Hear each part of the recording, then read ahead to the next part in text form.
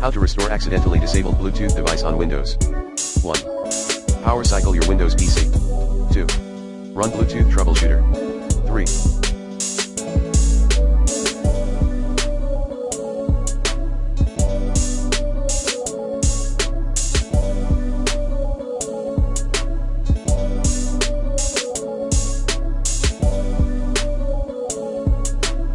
Unpair then repair your device.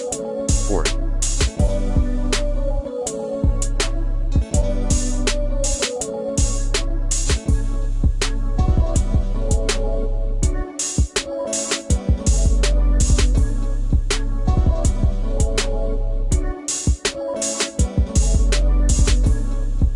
Check and enable Bluetooth drivers. Like this. 5. Update Bluetooth drivers.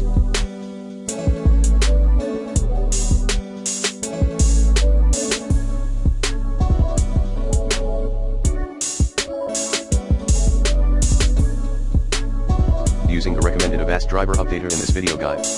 Plan B, uninstall then reinstall Bluetooth drivers. 6. Automate the Bluetooth support service.